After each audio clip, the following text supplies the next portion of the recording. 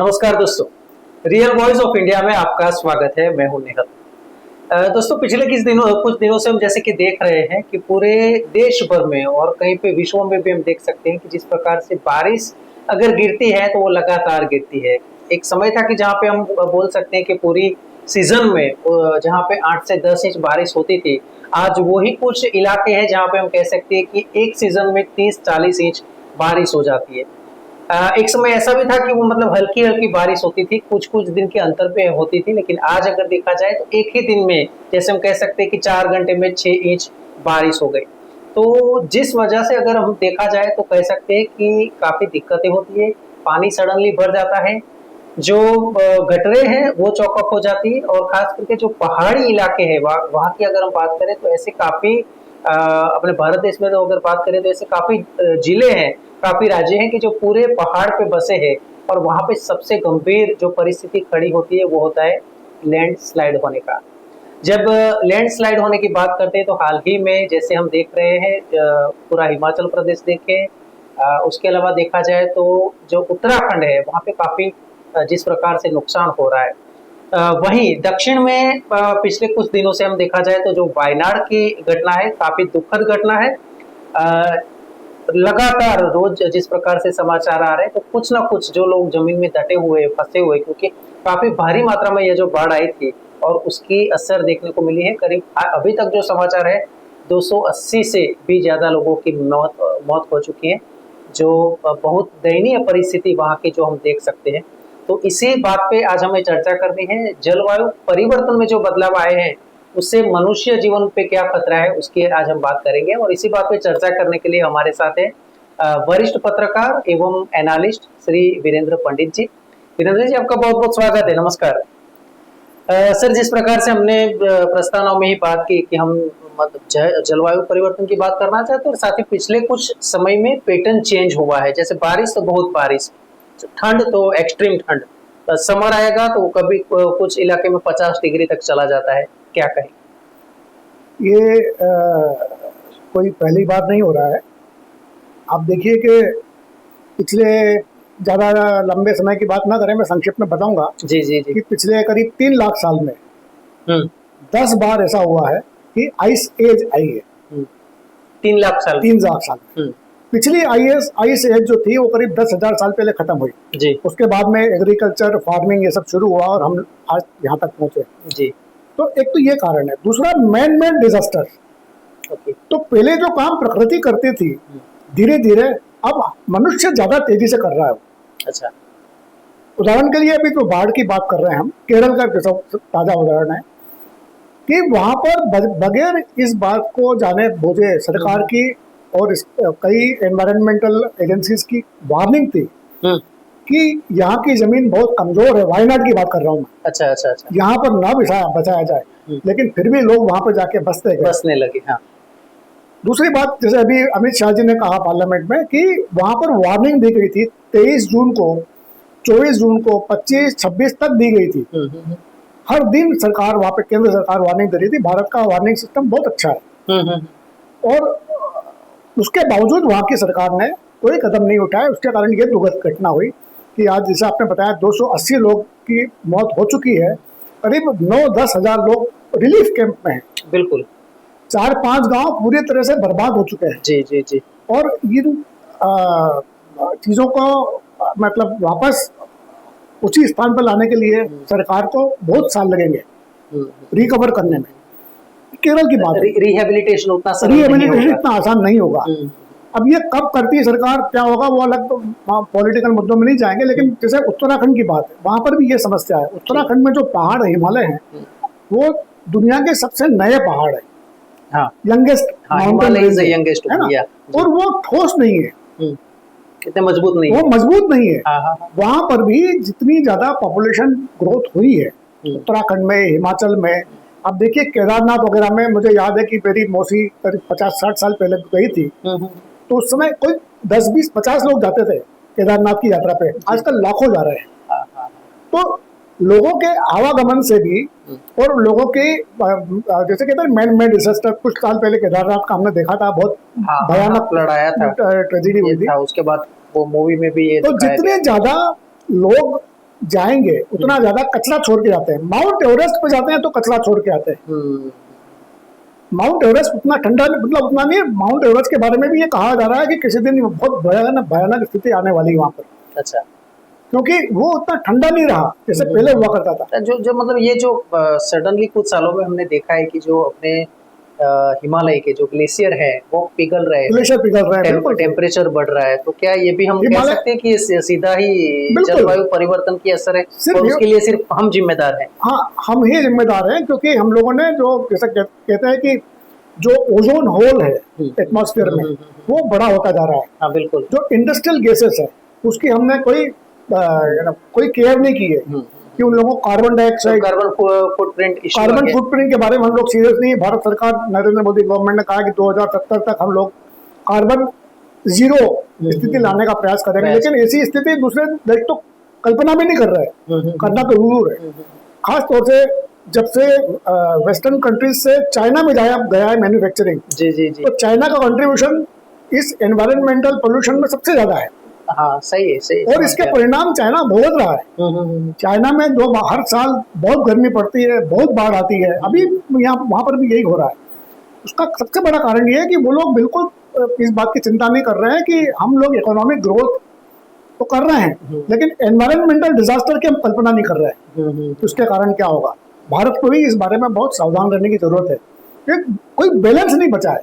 आप एक के बाद एक योजनाएं लागू करते जाते हैं, एक के बाद एक रोड ब्रिज बनाते जाते हैं, लेकिन उसके रास्ते में कौन कौन सी समस्याएं आने वाली है आगे जाके, आगे अगली पीढ़ियों के लिए, उसकी हम कल्पना नहीं कर सकते। अच्छा सर, जैसे आपने बताया ना, तो एक मुद्दा ये भी एक मतलब चर्चा का विषय है। जैसे अहमदाबाद की बात करें, जो नया ब्रिज IIM वाला जो बनने का प्लान है पांजरापोल एरिया में, तो उसके लिए भी जो मतलब जो एक्टिविस्ट है उन्होंने प्रोटेस्ट किया, नहीं पे इतने सारे पेड़ लगे हुए सालों से यहाँ पे है, उसे काटना ठीक नहीं है।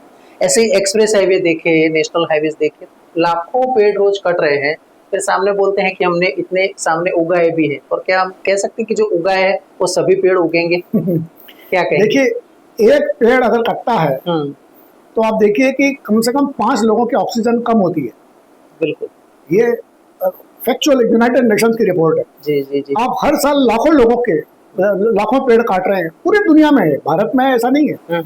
और हम लोग एक तरह से अंधी दौड़ में शामिल हो गए। हाँ बिल्कुल। हम लोगों को यही लगता है कि हमने इकोनॉमिक प्रोग्रेस कर ली, विकास कर लिया, लेकिन विकास के साथ साथ हम विनाश को भी आमंत्रित कर रहे हैं, ये बात हम भूल जाते हैं। और ये अभी हुआ ऐसा नहीं है। कॉइन की सिर्फ एक बाजू हम देखते हैं, दूसरी अवॉइड करते हैं, देखना भी अवॉइड करते हैं। इजिप्ट में, मिस्र में, इंडस वैली में ये जो सभ्यताएं कैसे खत्म हो गई, ये सब नदी के किनारे बची हुई सभ्यताएं थी। बिल्कुल। जब नदी के रास्ते रुक गए, अभी हमने नाले के रास्ते रोक दिए। दिल्ली में जो घटना हुई है, तो सेम ही है, जो नाले है वहीं से पानी आगे नदी में जाएगा। तो पानी का जो एक नेचुरल कोर्स होता है, उसको हमने बंद कर दिया, तो वो पानी कहाँ जाएगा? वो हमारे ही में आएगा। दिल्ली में जो घटना हुई है IAS कोचिंग सेंटर्स वगैरह के बारे में अभी 3-4 दिन पहले, वो भी यही कारण है। स्टूडेंट थे, वो बेसमेंट में 3 स्टूडेंट मर गए बेचारे। तो ये हम लोग पर्यावरण की सुरक्षा के बारे में नहीं सोच रहे हैं। केवल पेड़ लगाने से और फोटो खिंचाने से काम नहीं चलेगा। लोग पेड़ लगाते हैं 1 लाख, लेकिन उसमें से ये नहीं देखते कि 1000 भी नहीं बचते होंगे। पलते कितने हैं? सही। तो ये एक समस्या है कि 1 लाख पेड़ काट दिए आपने, 1 लाख पेड़ लगा दिए, लेकिन उसमें से 1000 पेड़ भी बच जाते हैं तो बड़ी बात है।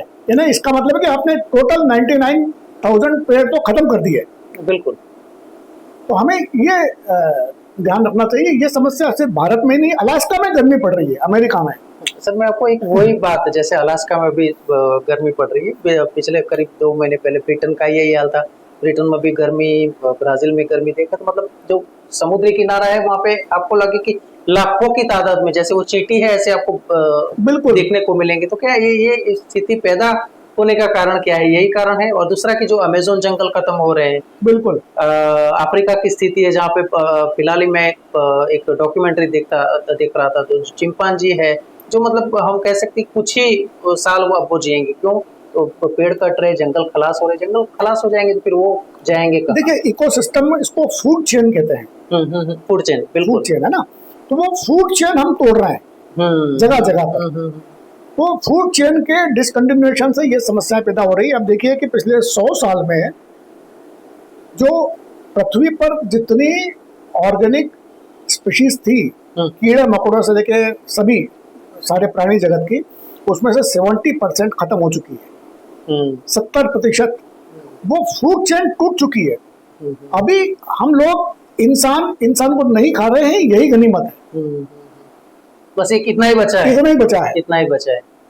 क्योंकि आप देखिए कि उदाहरण के लिए रशिया यूक्रेन युद्ध के बाद में, उसके बाद में फैमिन यानी भूखमरी कितने देशों में फैली है। बिल्कुल सही बात। उसकी बड़ी बड़ी रिपोर्ट्स आई है यूनाइटेड नेशंस द्वारा की, और ये फेमिन्स धीरे धीरे बढ़ते जाएंगे बहुत सारे देशों में। अब जैसे उदाहरण के लिए पाकिस्तान में पिछले साल की बात है या 1 साल 2 साल पहले बहुत भयानक बाढ़ आई थी, उसके कारण वहाँ के 70% प्रजातियां जो फूड प्रोडक्शन था, हाँ, वो खत्म हो गया। अच्छा, उसका परिणाम क्या हुआ? वहाँ के लोग आटे के लिए तरस रहे। हाँ बिल्कुल, हाँ, आटे के लिए राशन करना पड़ रहा है। राशन करना पड़ रहा है। बिल्कुल, ये स्थिति हमारे देश में ना आने पाए, इसकी हमें और सबसे बड़ी तो हमारे लिए तो चिंता एक ये भी रहेगी कि अपनी जो पॉपुलेशन है वो आज वर्ल्ड में सबसे ज्यादा है। 140 करोड़ लोगों के लिए 2 टाइम अन्न पैदा करना मतलब छोटी बात नहीं है, बहुत बड़ी बात है। इसमें अगर हम कैसा है कि जिस प्रकार से जलवायु परिवर्तन की जो इफेक्ट है, भारत के लिए तो काफी चिंता का विषय है, बहुत ज्यादा चिंता का विषय है। और मुझे लगता है कि सरकार अगर जल्दी ही इस बारे में कोई कड़े फैसले नहीं करती तो हमें बहुत मुश्किलों का सामना करना पड़ सकता है। पाकिस्तान की जो समस्या है वो भारत की तरफ बढ़ रही है।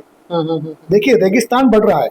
बिल्कुल, जो रेगिस्तान राजस्थान में था वो धीरे धीरे मध्य प्रदेश में प्रवेश कर रहा है। ठीक है, जो पंजाब में गेहूं का प्रोडक्शन था, वहां पर जमीन फर्टिलाइजर के कारण इतनी खराब हो चुकी है कि उनका जो प्रोडक्शन लेवल था हरियाणा और पंजाब का, उतना प्रोडक्शन नहीं मिलेगा, और अगर प्रोडक्शन है तो ज्यादातर वो रसायन वाला आता है, जिससे कैंसर जैसी बीमारियां बिल्कुल हमारे सामने फूड सिक्योरिटी की प्रॉब्लम आने वाली है आगे जाकर।